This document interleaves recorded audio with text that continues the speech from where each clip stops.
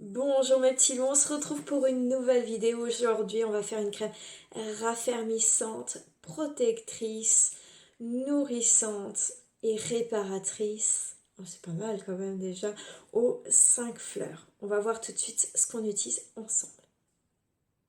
Alors, petit topo rapide sur les ingrédients. Qu'est-ce qu'on va utiliser comme 5 fleurs? Première fleur, la fleur de Bélis. La fleur de Bélis, enfin le macérat de Bélis, pardon, c'est de l'huile végétale de tournesol où on a fait macérer dedans des pâquerettes parce qu'elles ont un élément alors qui s'appelle le bêta-myrcène, pardon, le bêta-myrcène qui du coup va permettre que ce soit raffermissant, de retendre la peau. Donc macérat de pâquerette qu'on appelle aussi macérat de Bélis. Donc intéressant pour, on l'appelle aussi l'huile de poitrine hein, parce qu'on met sur la poitrine justement pour garder un joli galbe. Du coup intéressante pour l'entretien du corps, pour garder un corps ferme, dans le cas d'une perte de poids, dans le cas de après grossesse et aussi dans le cas de peau mature parce que le temps bien sûr fait des ravages. Mais c'est normal. Ensuite, l'huile de camélia. Donc une huile de fleur de camélia qui est une fleur asiatique qu'on va utiliser ici parce qu'elle est riche en acide gras oléique qui est l'acide gras qu'on retrouve aussi dans l'huile d'olive et du coup qui est réparateur. Si vous voulez pas utiliser la camélia, que vous voulez utiliser une autre huile, je mets toutes les huiles les plus intéressantes en acide gras oléique. La camélia normalement est même pas dedans, mais il y en a plusieurs que vous pouvez utiliser. Je vous les mets ici en barre d'infos.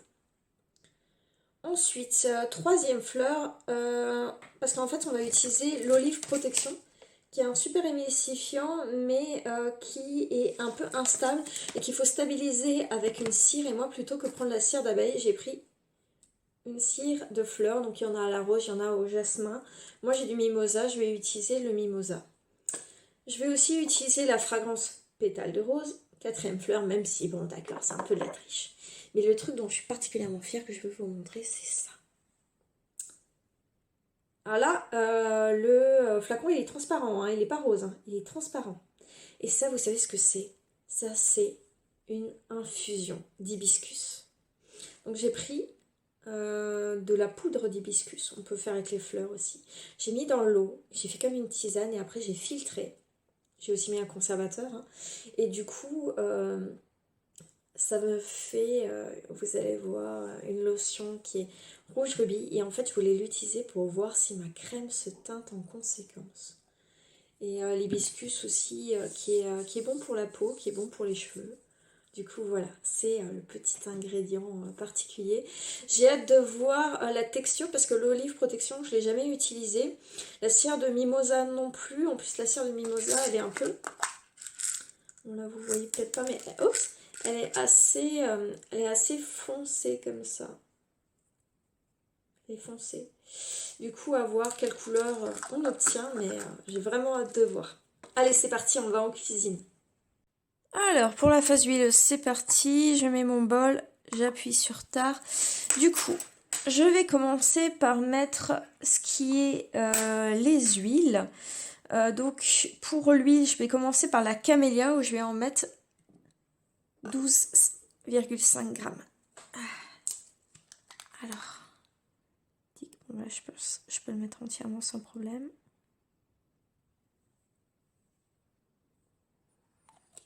Elle a une odeur assez discrète, la camélia. Voilà, j'ai fini un petit, je vais...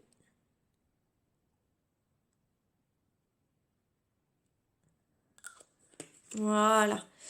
Ensuite, je vais mettre mon suivant ingrédient, qui est du coup le Bélis. Pareil, je vais mettre aussi 12,5.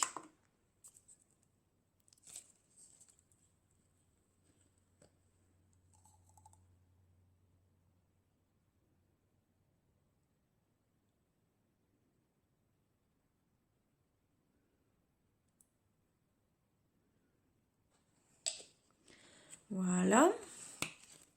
Maintenant que j'ai mis ces deux-là, je vais mettre mon émulsifiant, mon olive protection. N'oubliez pas d'appuyer sur tard à chaque fois. Et là, ce que je vais faire, je vais mettre 4 grammes. Alors c'est un émulsifiant que je connais pas. Je vous avoue que je suis assez curieuse.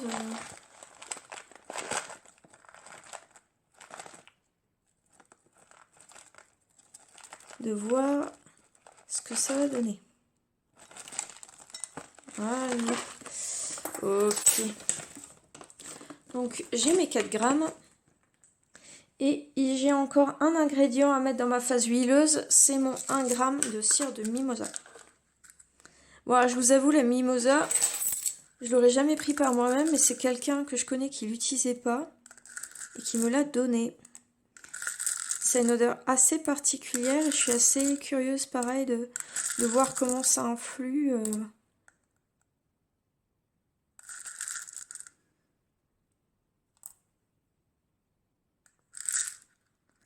Voilà.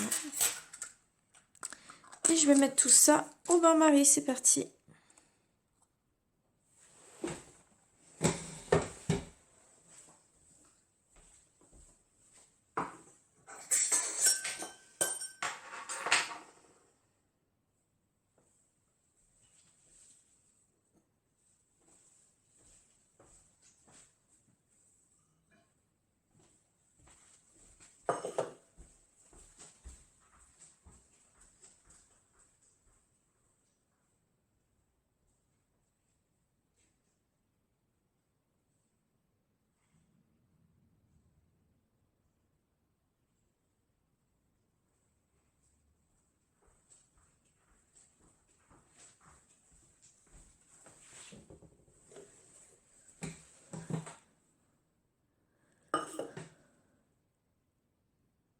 Je vais mettre... Ah, vous voyez, là, c'est un flacon qui est transparent normalement.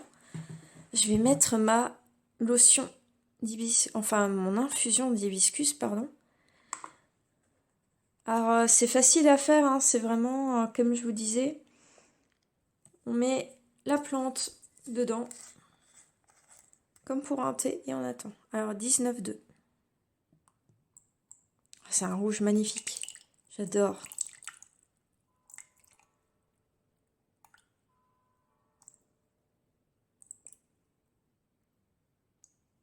Ah, j'en mets partout. Voilà. Bon, je nettoie ça et j'arrive. À tout de suite. J'ai envie de vous montrer comment c'est beau. Cette lotion, elle est rouge rubis comme ça. J'ai hâte de voir si la crème prend la couleur. En plus, il y a aussi la mimosa. Je me demande si elle aurait pas coloré. Donc, à voir si on a une émulsion rouge. Ce serait vraiment super. On va tout de suite découvrir ça après. Allez, à tout de suite. Les petits loups. J'ai ramené la phase huileuse. Et là, je vais rajouter mon rouge rubis de phase aqueuse. Ah, j'espère qu'il va rester. Voilà.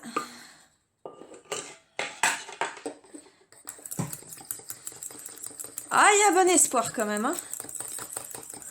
Je sais pas si vous voyez bien, mais là, j'ai un joli rose. Alors, je touille ça 3 minutes à chaud, puis 3 minutes dans un bol d'eau, et je vous retrouve après. Alors là, j'ai touillé 3 minutes à froid, enfin à chaud, pardon. Et là, je suis en train de commencer à tourner à froid. Alors, pour le moment, ça reste assez liquide. Je sais aussi que c'est une crème qu'il va falloir laisser reposer pour qu'elle prenne vraiment sa texture. Je choisis de m'arrêter un petit peu pour rajouter le reste des ingrédients pour qu'ils soient bien ajoutés facilement. À la fragrance pétale de rose, je vais mettre 18 gouttes.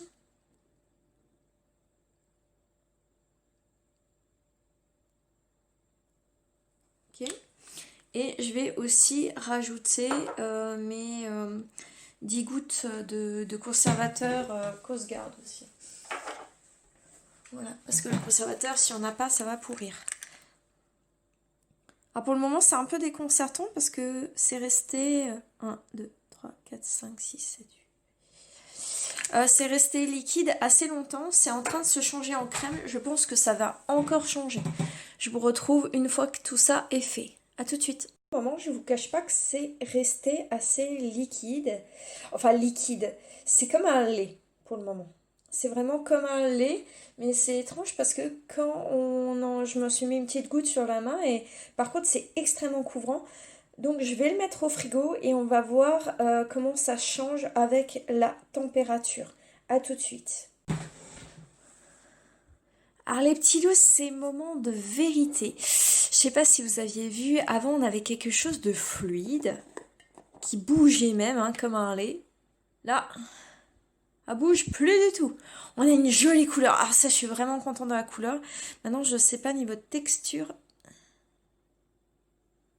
Ah ouais, regardez-moi ça. Regardez-moi ça. Vous avez vu? La trace là de mes doigts, c'est fantastique.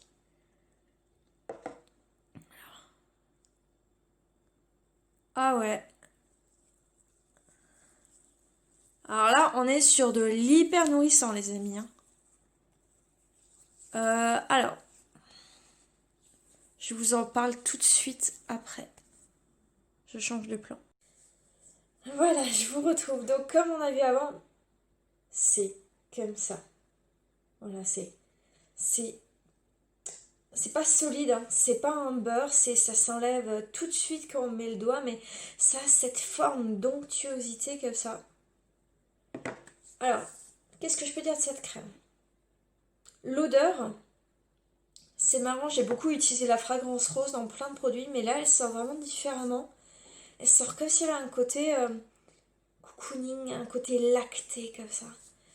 Après, c'est peut-être parce que c'est peut-être avec la fleur d'hibiscus, hein. Mais, vous voyez, hein, émulsion, la couleur fantastique. On sent vraiment un voile protecteur. Je pense qu'elle conviendra beaucoup à certains et pas du tout à d'autres. Je m'explique. Euh, Elle pénètre bien, mais on sent ce voile. euh, Certains diraient gras. Je sais pas si on peut dire gras parce que c'est pas, ça reste pas glissant, mais on sent qu'il y a vraiment une protection. Je pense vraiment une crème pour les saisons froides, nickel quoi. Olive protection là, on le sent vraiment sur le voile. Je pense que ça peut vraiment être sympa pour le corps. Très très sympa pour le corps. Autant la crème chocolat, chocolat amande orange que j'ai fait, que vous pouvez retrouver, ben il y a. Je pense qu'on peut la mettre dans le visage. Autant celle-là, je pense pas. Je pense pas, je pense qu'elle est vraiment trop riche. Par contre, ça ne reste pas gras, hein. Ça ne reste pas gras. Il y a un petit fil blanc au départ, mais j'ai frotté 2 fois et il est parti, hein. Mais je suis vraiment séduite. Donc les amis, crème aux 5 fleurs, hibiscus, camélia, Bélis et rose. Je pense que ça peut être un joli cadeau cocooning. Je pense qu'on peut le dériver aussi peut-être en sucré, peut-être un truc genre coco chocolat caramel, ou bien peut-être en agrumé. Je vais peut-être le dériver en agrumé aussi, mais vraiment magnifique. Une très jolie crème. Donc, idéal pour galbe de poitrine, pour peut-être après la grossesse, ou même, j'ai envie de dire, même pendant, hein, en mettant des huiles pour les vergetures. Tiens, ça, je vais peut-être faire ça. Ça vous dirait, ça, un baume vergeture pour femme enceinte avec cette texture. Miam.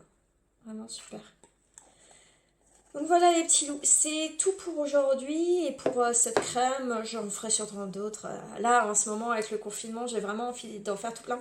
C'est pour ça que je fais des petites quantités, que je fais pas des pots pleins parce que là au contraire j'ai envie de tester, j'ai envie de profiter. Euh, En phase aqueuse j'ai mis de l'hibiscus mais on est d'accord, hein, on peut le faire avec d'autres poudres. Je sais pas moi, une infusion de rose qui en plus fera une jolie couleur aussi. Une infusion d'orange, pourquoi pas, pour les peaux à problème, une infusion de Nîmes, hein, si on est un peu plus. Une infusion de guimauve. Ah ouais, une crème rose guimauve, ça peut être pas mal. En tout cas, si vous avez des questions, n'hésitez pas, je prends grand plaisir à vous aider. Je ferai même une vidéo réponse s'il y a besoin. Et puis, j'ai fait un livre qui s'appelle Tambouille sans embrouille, qui a une bande dessinée cosmétique avec une jolie personnage qui s'appelle April, où je suis trop fière. Sa fée Philomena, sa fée et sa bonne fée, qui la guide. Et April a fait toutes les erreurs qu'on fait au début. Et aussi bien sur les idées reçues que sur les normes d'hygiène, qui hein, c'est pas toujours ça. Sur le fait d'étiqueter les ingrédients, sur ce qui est photosensibilisant. En fait, toutes les petites erreurs de débutant, j'ai voulu les mettre en BD avec bienveillance parce que April, c'est un peu moi, c'est un peu toi. C'est cette personne qui commence, qui est pleine de bonne volonté parce qu'elle veut un quotidien au naturel, mais qui parfois n'a pas les connaissances et du coup, ça lui porte préjudice.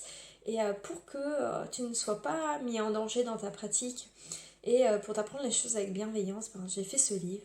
Et il est dispo, bon, les grandes enseignes, Amazon, Fnac et tout ça, mais aussi chez des plus petits libraires. Et chez mon éditeur aussi, qui est un petit éditeur local, moi je suis en Alsace, qui s'appelle ECCE.